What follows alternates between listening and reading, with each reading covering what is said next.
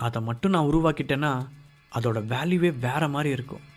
அந்த டேப்லெட் யாராலையும் அடிச்சுக்க முடியாத ஒன்றா இருக்கும். ஆனால் இந்த நாகபட்சினி மூலிகை எங்கே கிடைக்கும்? தனக்குள் யோசித்த ஹரிஷ் மறுபடியும் அங்கிருந்த புத்தகங்களை புரட்ட ஆரம்பித்தான். ஹெர்பல் மெடிசனுக்கும் சித்தர்களுக்கும் நிறைய சம்மந்தம் இருக்குன்னு கேள்விப்பட்டிருக்கேன். இதுவரைக்கும் நாம் உருவாக்கின மெடிசன்ஸ் எல்லாமே அந்த இங்கிலீஷ் புக்கில் இருந்து தான். பட் நம்ம தமிழ்லேயே இப்படி ஒரு விஷயம் இருந்திருக்கு. இது எப்படி இவ்வளோ நாள் கவனிக்காமல் விட்டோம்? சரி, பரவாயில்ல, இந்த முறை நாம் சித்தர்கள் ஃபார்முலாவை வச்சு மருந்து தயாரிப்போம். அவன் யோசிக்கும் போதே அவனுக்குள் ஒரு வித்தியாசமான உணர்வு தோன்றியது. ஆனால் அவன் எவ்வளவு தேடியும் அந்த நாகபக்ஷினி எங்கு கிடைக்கும் என்ற விவரம் மட்டும் அவனுக்கு கிடைக்கவில்லை. கடைசியில் களைத்து போய் அந்த புத்தகங்கள் இருந்த டேபிள் மீதே தலை சாய்த்து உறங்கியிருந்தான் ஹரிஷ். அன்றைக்கிரவு அவனுக்கு நிறைய வினோதமான கனவுகள் வர, தான் படித்த புத்தகங்களின் தாக்கம்தான் அப்படி கனவாக வருகிறது என்று அவனாக நினைத்து கொண்டான். மறுநாள் காலையில் அவனுடைய ஃபோன் அடிக்கும் சத்தம்தான் ஹரிஷை எழுப்பியது. அரை தூக்கத்திலேயே ஃபோனை எடுத்து காதில் வைத்தவன், சொல்லுங்க நிக்கிதா என்றான். சார், இன்னைக்கு நீங்கள் ஆஃபீஸ் வர முடியுமா? உங்ககிட்ட சில முக்கியமான விஷயங்களை பற்றி டிஸ்கஸ் பண்ண வேண்டியிருக்கு. நிக்கிதா கேட்க, ஷோர் நிக்கிதா, நான் ஷார்ப்பாக 10 o'clock அங்கே இருப்பேன் என்று சொல்லிவிட்டு ஃபோனை வைத்தான். அதன் பிறகு இரவு நடந்த விஷயங்கள் எல்லாம் நினைவுக்கு வர, தன் முன்னால் விரிந்து கிடந்த புத்தகங்களை பார்த்தவன் நாகபட்சினி என்று முணுமுணுத்தான். நைட் அவ்வளவு முயற்சி செய்தும் அந்த மூலிகை கிடைக்கும் இடம் பற்றி தெரியாததால் ஹரிஷுக்கு கொஞ்சம் ஏமாற்றமாக இருந்தது. இந்த ஹெர்பல் மெடிசன்ஸ் தயாரிக்கும் ஆர்வத்தில் தன்னுடைய மற்ற பிஸ்னஸ்களை விட்டுவிடக் கூடாது என்று நினைத்தவன் அந்த சிந்தனையை ஒதுக்கி வைத்துவிட்டு நிக்கிதாவிடம் சொன்னது போலவே கிளம்பி ஆஃபீஸிற்கு போனான். தன்னுடைய ஆஃபீஸ் ரூமுக்குள் சென்று அமர்ந்த ஹரிஷ் நிக்கிதாவை அழைத்தான். குட் மார்னிங் சார் என்றபடி உள்ளே வந்த அவளை பார்த்து ஒரு சின்ன சிரிப்புடன் தலையசைத்தான் ஹரிஷ். சார், இதுதான் இன்னைக்கு உங்களோட மீட்டிங் ஸ்கெடியூல். அப்புறம் நம்ம சேனலில் ஒரு புது ஷோ லான்ச் பண்ணுறதுக்காக டிஸ்கஸ் பண்ணோம் இல்லையா? டெக்னிக்கல் சைடில் அதுக்கான எல்லா ஏற்பாடும் முடிஞ்சிருச்சு. பட் ஒரே ஒரு விஷயம் மட்டும் பாக்கி இருக்கு. நிக்கிதா இழுக்க, அவள் பேசுவதை காதில் கேட்டுக்கொண்டே அதுவரை கம்ப்யூட்டரின் பார்வையை பதித்திருந்த ஹரிஷ் நிமிர்ந்து அவளை பார்த்தான். இன்னும் அந்த ஷோவுக்கான ஹோஸ்ட் மட்டும் செட் ஆகலை சார். பழைய ஆளுங்க யாரும் வேண்டாம், ஃப்ரெஷ்ஷாக யாராவது போடலான்னு நாம் டிசைட் பண்ணோம். ஆனால் இது வரைக்கும் யாருமே செட் ஆகலை என்றாள் நிக்கிதா. அப்படின்னா இன்டர்வியூ மாதிரி அரேஞ்ச் பண்ணுங்கள், நியூஸ் பேப்பரில் விளம்பரமும் கொடுங்க, கண்டிப்பாக நாம் தேடுற மாதிரி ஆள் கிடைப்பாங்க. ஹரிஷ் சொல்ல, சரி என்று தலையாட்டி நிக்கிதா வெளியேறாமல் அங்கேயே நின்றாள். என்ன நிக்கிதா, இன்னும் ஏதாவது என்கிட்ட சொல்லணுமா? குவெஸ்டின் மார்க்குடன் ஹரிஷ் அவளை கேட்க, எஸ் சார், என்கிட்ட நீங்கள் பர்சனலாக விசாரிக்க சொன்ன சில விஷயங்களுக்கு ஆன்சர் கிடச்சிருச்சு. அதில் ஒன்று குட் நியூஸ், இன்னொன்று பேட் நியூஸ். எதை முதல்ல சொல்லட்டும்? நிக்கிதா தயக்கத்துடன் கேட்க ஹரிஷ் அவளை சுவாரஸ்யமாக பார்த்தான். பரவாயில்லையா நிக்கிதா, நீங்கள் கூட நல்லா பேச கற்றுக்கிட்டீங்க. சிரித்த ஹரிஷ், சரி முதல்ல குட் நியூஸே சொல்லுங்கள் என்றார். நம்ம கம்பெனிக்கு அட்வர்டைஸ்மெண்ட் வராமல் இருக்குன்னு கவலைப்பட்டோம்ல, இன்றைக்கி மார்னிங்லேருந்து அந்த ப்ராப்ளம் சரியாயிடுச்சு. நிறைய கம்பெனிகள் நமக்கு அட்வர்டைஸ்மெண்ட் கொடுக்க முன் வந்திருக்காங்க. நிக்கிதா மகிழ்ச்சியாக சொல்ல, அப்போதுதான் ஹரிஷுக்கு நேற்றைய ப்ரோக்ராமில் யுவராஜை அடி வெளுத்தது நினைவுக்கு வந்தது. நேற்று கொடுத்த அடி 24 hours வேலையை காட்டிருச்சு போல என்று சிரித்தபடி அவன் சொல்ல, நிக்கிதா அவனை புரியாமல் பார்த்தான். என்ன சார் என்று அவள் கேட்க, அது ஒன்றும் இல்லை, நேற்று தான் அதுக்கு காரணமானவன் யாருன்னு உண்மை தெரிஞ்சது. என்னோட ஸ்டைலில் அவனுக்கு ஒரு பாடம் கற்றுக் கொடுத்தேன். பையன் ரொம்ப தான் வேகமாக இருந்திருக்கான். ஒரே நாளில் ரிசல்ட் வந்துருச்சு. Very good. உண்மையிலே இது நல்ல விஷயந்தான். இது மூலமாக நம்ம கம்பெனியோட ஃபினான்ஷியல் ஸ்டேட்டஸ் இன்க்ரீஸ் ஆகும்ல? ஹரிஷ் உற்சாகமாக கேட்க, நிக்கிதாவின் முகத்திலும் அந்த சந்தோஷம் தெரிந்தது. ஒரு வழியாக தியானா மீடியாவில் இருந்த பெரிய பிரச்சனை தீர்ந்துவிட ஹரிஷுக்கு கொஞ்சம் நிம்மதியாக இருந்தது. அப்படின்னா இன்னும் கொஞ்ச நாளைக்கு அந்த ஹெர்பல் மெடிசன் பற்றின ஆராய்ச்சியில் தீவிரமாக இறங்கலாம் நினைத்தவனுக்கு அப்போதுதான் நிக்கிதா இன்னொரு நியூஸ் இருப்பதாக கூறியது ஞாபகத்துக்கு வந்தது. சரி, இப்போ அந்த பேட் நியூஸ் என்னன்னு சொல்லிடுங்க என்று அவன் கேட்க, சார் அது எப்படி சொல்கிறதுன்னு தெரியல. ஏஜே கம்பெனியில் என்ன நடக்குதுன்னு விசாரிக்க சொல்லியிருந்தீங்கல்ல, சந்தனா மேடம் அவங்களோட ஷேர்ஸை கம்பெனிக்கு எழுதி வச்சது உண்மைதான்.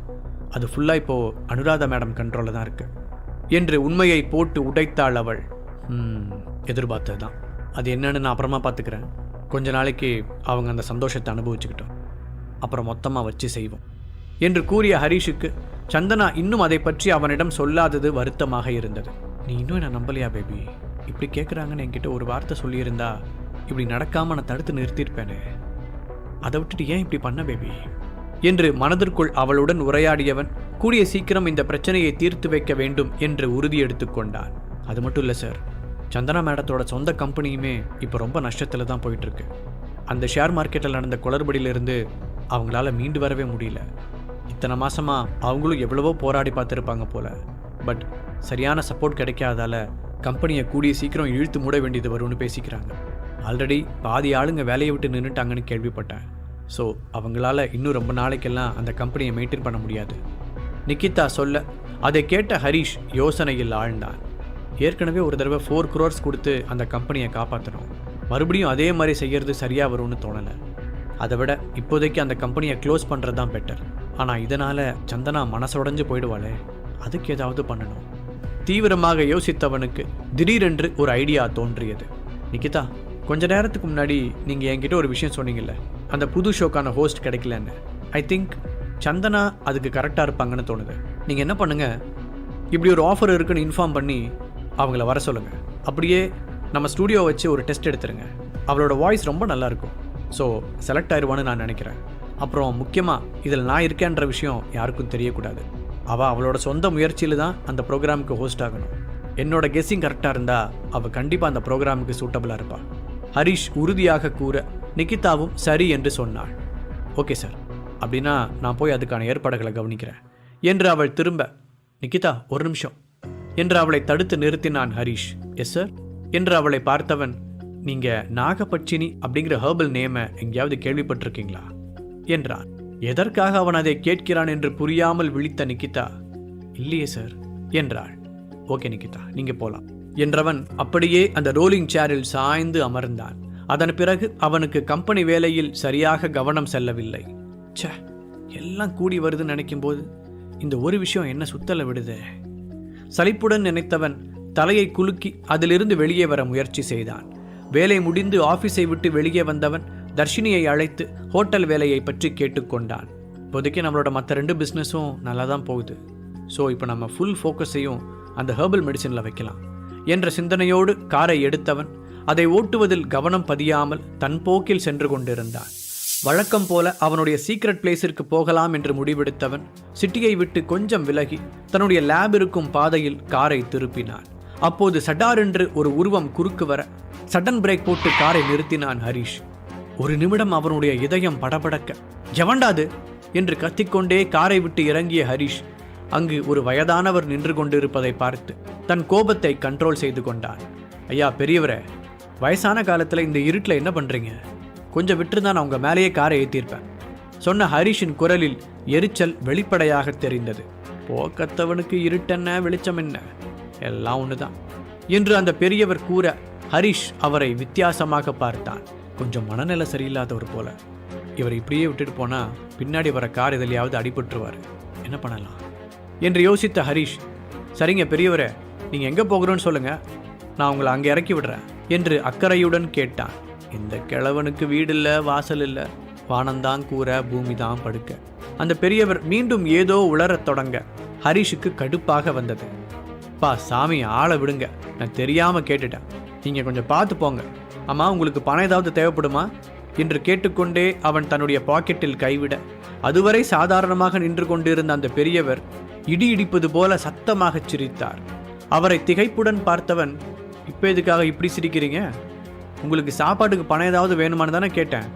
ஹரிஷ் தயக்கத்துடன் சொல்ல, எல்லாத்தையும் அத்து விட்டுட்டு சாதாரணமாக வாழ நினைக்கிறவனுக்கு காசு வெறும் காகிதம், ஆனால் சாம்ராஜ்யத்தை கட்டணும்னு நினைக்கிறவனுக்கு ஒவ்வொரு காசும் முக்கியம் தம்பி, அதனால் நீங்கள் அதை பத்திரமா உள்ள வைங்க என்று அந்த பெரியவர் கூற ஹரிஷ் நம்ப முடியாத அதிர்ச்சியுடன் ஹரிஷ் தயக்கத்துடன் சொல்ல, எல்லாத்தையும் அத்து விட்டுட்டு சாதாரணமாக வாழ நினைக்கிறவனுக்கு காசு வெறும் காகிதம், ஆனால் சாம்ராஜ்யத்தை கட்டணும்னு நினைக்கிறவனுக்கு ஒவ்வொரு காசும் முக்கியம் தம்பி, அதனால் நீங்கள் அதை பத்திரமா உள்ள வைங்க என்று அந்த பெரியவர் கூற ஹரிஷ் நம்ப முடியாத அதிர்ச்சியுடன் அவரை பார்த்தான். அவருடைய பார்வை ஹரிஷை ஏதோ செய்ய, என்னாச்சு உங்களுக்கு, ஏன் இப்படி வித்தியாசமாக நடந்துக்கிறீங்க என்று கேட்டான். நான் சரியாக தான் நடந்துக்கிறேன், நீ தான் இருக்கிற இடத்த விட்டுட்டு இல்லாத இடத்துல தேடிக்கிட்டு இருக்க. நீ தேடுறது அவ்வளோ சாதாரணமாக உனக்கு கிடைச்சிருமா என்ன? அப்படி கிடைச்சிட்டா அதோட மதிப்பு தான் உனக்கு புரியுமா என்று அழுத்தமான குரலில் அவர் சொல்ல ஹரிஷுக்கு ஏதோ புரிவது போல இருந்தது. ஆனால் அவர் சொல்வதை அவனால் நம்பவும் முடியவில்லை. ஒருவேளை நம்ம கார் ஓட்டும் போதே தூங்கிட்டோமோ? யோசித்தபடி அவன் தன் கண்களை கசக்கிவிட்டு பார்க்க அந்த பெரியவர் நின்ற இடம் வெறுமையாக இருந்தது. ஹரிஷுக்கு அங்கு நடந்தது உண்மையா பிரம்மையா என்றே புரியவில்லை. சுற்றுமுற்றும் பார்த்தவன் அப்போதுதான் தான் நடு ரோட்டில் நின்று கொண்டிருப்பதை உணர்ந்தான். வேகமாக வந்து காரை எடுத்தவனுக்கு நேற்றிலிருந்து நடப்பது எல்லாமே குழப்பமாக இருந்தது. இவ்வளோ நாளாக எல்லாம் சரியாக தானே போயிட்டு இருந்துச்சு, என்ன நேற்றுலேருந்து எல்லாமே வினோதமாக நடக்குது? அந்த பெரியவர் என்ன சொல்லிட்டு போகிறாரு? நான் ஒரு கிங்டமை உருவாக்க நினைக்கிறேன்னு அவருக்கு எப்படி தெரிஞ்சது? நடக்கிற எதுவுமே நம்புற மாதிரி இல்லையே. தலையை பீத்து கொள்ளாத குறையாக யோசித்தவன் அதே யோசனையோடு வந்து காரில் ஏறினான். அப்போதுதான் அவனுக்கு பக்கத்து சீட்டில் இருந்த அந்த பொருளை பார்த்தான் ஹரீஷ். அதே நேரத்தில் திண்டுக்கல்லை தாண்டிய ஒரு நீண்ட மலைப்பாதையில் நடந்து கொண்டிருந்தார் அந்த முதியவர். ஆமாம், சில நிமிடங்களுக்கு முன்னால் ஹரீஷிடம் பேசிய அதே முதியவர்தான். சென்னைக்கும் திண்டுக்கல்லுக்கும் இடைப்பட்ட பல 100 கிலோமீட்டர்களை கடக்க அவருக்கு சில வினாடிகள் தான் தேவைப்பட்டது என்று தெரிந்தால் ஹரீஷின் நிலைமை என்னவாகும் என்று யோசிக்கவே முடியவில்லை. நியூயார்க்கிலும் சென்னையிலும் வளர்ந்த அவனுக்கு இந்த மாதிரியான ஆன்மீக விஷயங்களில் எல்லாம் இதுவரை நம்பிக்கை இருந்ததில்லை. அவன் வளர்ந்த உலகமே வேறு. அவனுக்கு ஹெர்பல் மெடிசனில் ஆர்வம் வந்ததே தீபக் கொடுத்த மாத்திரைகளால் தான். அதுவும் லேபில் ஆராய்ச்சியின் மூலம் உருவாக்கப்பட்டது என்பதால் எல்லாவற்றையும் சயின்ஸ் ரீதியாகவே அணுகியிருந்தான். அவன் செய்யும் மூலிகை மருந்துகள் கூட புத்தகங்களில் உள்ளதுதான். மற்றபடி பல ஆயிரம் வருடங்கள் பாரம்பரியம் கொண்ட சித்தர்கள் உலகத்தை பற்றியெல்லாம் அவன் கேள்வி மட்டுமே பட்டிருக்கிறான். ஆனால் எல்லாவற்றையும் கணக்கு போட்டு நிகழ்த்தும் காலம் பிஸ்னஸ்மேனான ஹரீஷை ஹெர்பல் மெடிசனின் பக்கம் திருப்பியது. ஏனென்று அவனுக்கு தெரியாது. தெரிய வரும் பொழுது என்ன நடக்கும்? நடந்து கொண்டிருந்த அந்த முதியவர் ஒரு காட்டுப்பகுதியின் தொடக்கம் வரவும் நின்று சுற்றிலும் ஒரு பார்வை பார்த்தார். பின்பு அந்த காட்டுப்பகுதியில் குறிப்பிட்ட ஒரு இடத்திற்குள் காலெடுத்து வைத்தவர் வெளியே வந்தபோது அவருக்கு முன்னால் ஒரு கற்களால் ஆன பெரிய கட்டிடம் இருந்தது. இப்போது அவருடைய தோற்றமே மாறிப்போய் நீண்ட தாடியும் சுத்தமான சந்தன நிற உடுப்புமாக ஆள் பார்க்க நல்ல தேஜசுடன் தெரிந்தார். அந்த கட்டிடத்தை நெருங்கியவர் அடுத்த நொடி கட்டிடத்தின் உள்ளே இருந்தார்.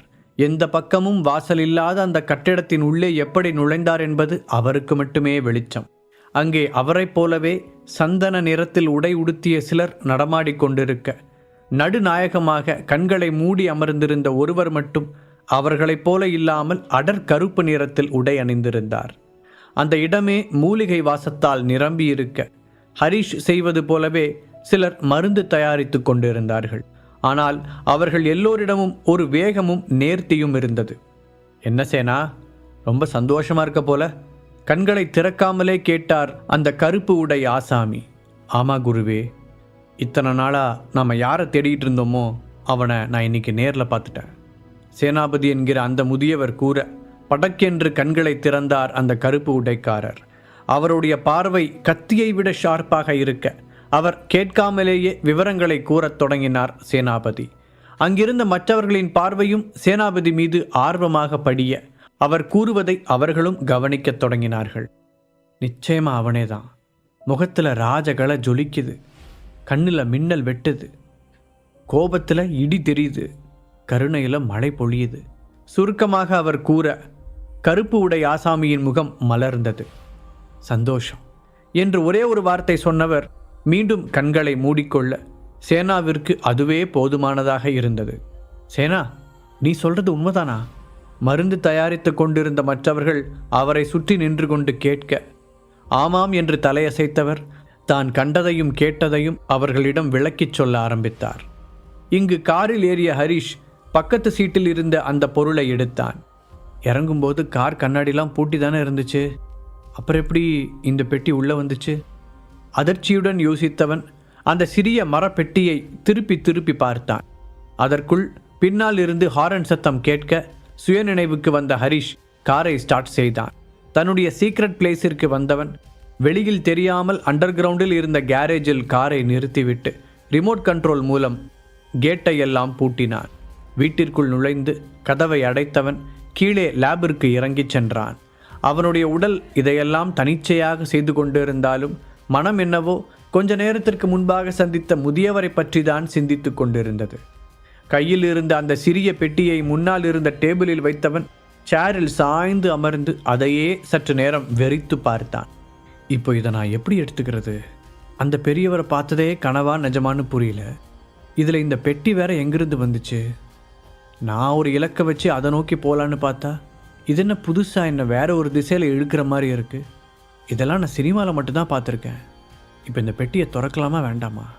கொஞ்ச நேரம் மனதிற்குள் போராடிய ஹரிஷ், சரி உள்ளே என்னதான் இருக்குன்னு திறந்து பார்த்துருவோமே என்று முடிவெடுத்தான். சிறிய உருளை வடிவில் இருந்த அந்த மரப்பெட்டியின் வெளிப்பகுதி வழுவழும் என்ற அமைப்புடன் பார்க்கவே வித்தியாசமாக இருந்தது. அதை திருப்பி திருப்பி பார்த்தவன் ஓரிடத்தில் மெல்லிய கோடு போல தெரிய அதன் மீது கை வைத்து திறக்க சட்டென்று அவனுடைய மூக்கிற்கு ஒரு வித்தியாசமான மூலிகை வாசம் தெரிந்தது. அது இதுவரை அவன் நுகர்ந்து பார்த்திராத வாசனையாக இருந்தது.